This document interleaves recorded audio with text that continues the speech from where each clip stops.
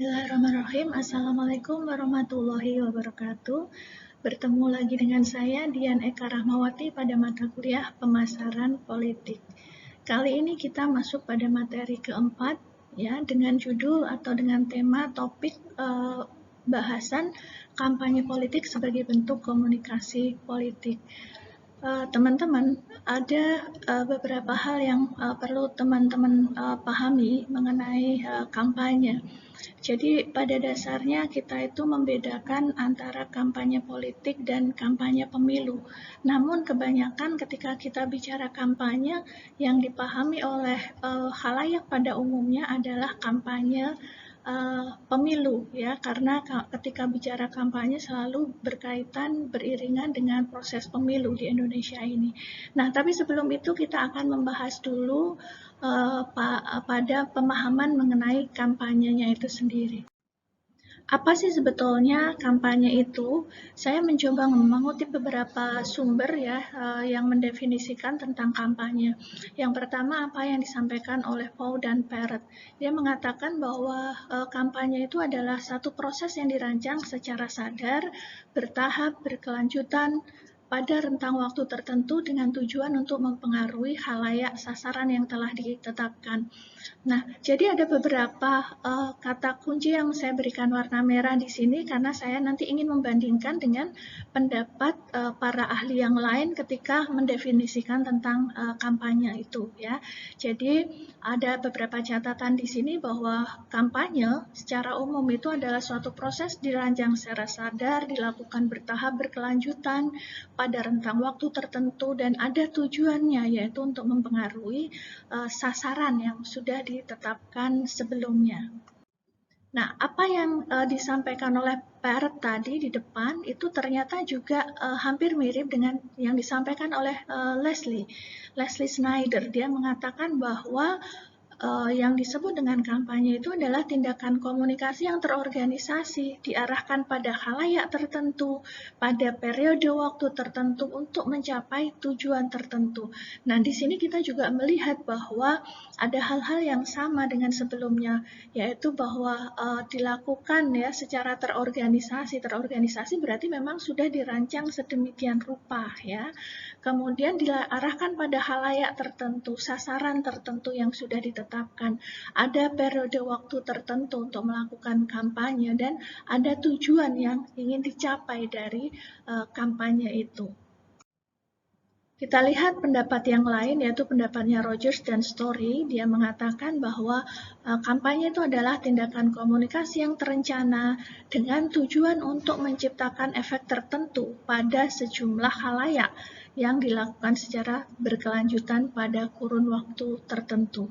Nah, di sini kita lagi-lagi menjumpai ada beberapa kata kunci yang sama dengan pendapat-pendapat ahli sebelumnya, yaitu ada kata-kata bahwa kampanye itu adalah serangkaian kegiatan yang dilakukan secara terencana, terorganisir, yang dia ditujukan untuk mencapai suatu tujuan tertentu ya, untuk menciptakan efek tertentu yang dilakukan pada kurun waktu tertentu juga. Nah, selanjutnya kita akan melihat tahap-tahap ya, tahap-tahap dari satu kegiatan kampanye. Jadi tahapan dari kampanye itu ada target-target tertentu. Yang pertama di tahap awal atau target awal dari kegiatan kampanye itu biasanya diarahkan untuk menciptakan perubahan pada tataran pengetahuan atau kognitif. Jadi pada tahap ini sasaran kampanye atau khalayak yang dituju dalam kampanye itu diterpa dengan berbagai informasi yang dengan informasi itu tadi nanti akan memberikan perubahan atau pengetahuan baru ya di tataran kognisi, pemahaman, pengertian terhadap satu informasi tertentu. Nah, pada tahap awal ini yang kemudian diharapkan muncul awareness tentang isu tertentu. Jadi misal kalau ketika kita bicara tentang isu-isu politik tertentu, ya ketika kemudian ada kampanye-kampanye politik, maka yang diharapkan adalah muncul awareness kepedulian ya masyarakat atau konstituen tentang satu partai tertentu misalnya. Jadi dengan berbagai informasi itu jadi tahu kalau ada satu partai tertentu, ada satu kandidat tertentu. Nah, pada tahap yang kedua, yaitu tahap berikutnya adalah untuk menciptakan perubahan atau perubahan sikap atau attitude ya. Jadi yang di sini sebetulnya yang disasar itu adalah untuk memunculkan rasa simpati dan keberpihakan khalayak pada isu-isu yang menjadi tema kampanye. Jadi kalau misalnya mengangkat isu tentang perempuan, tentang buruh migran misalnya ya, ketika ada banyak informasi yang disampaikan, data yang disampaikan tentang bagaimana kebijakan mengenai buruh migran, ya, yang dirasa misalnya masih kurang berpihak pada buruh migran dalam memberikan perlindungan, kepastian hukum misalnya ya, maka tataran yang kedua atau tahap yang kedua itu masyarakat tidak hanya diharapkan punya kepedulian, awareness, tahu mengenai isu itu, tetapi pada tahap ini lebih dari itu yang diharapkan adalah munculnya rasa simpati atau keberpihakan khalayak pada isu-isu buruh migran itu tadi misalnya seperti itu.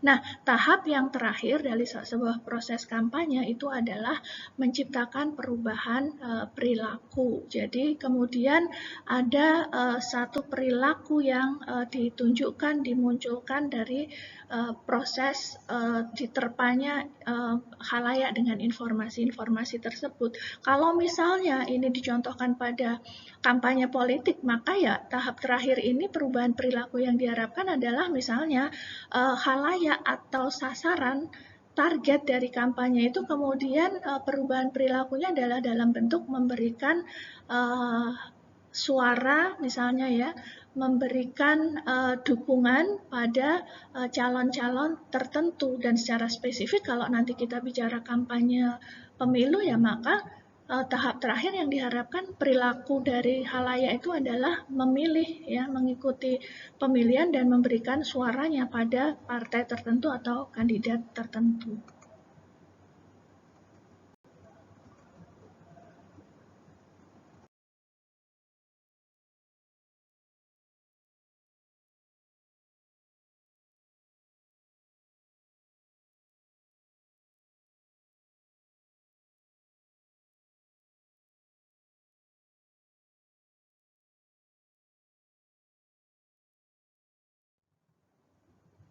Nah, selanjutnya teman-teman kita akan melihat jenis-jenis kampanye.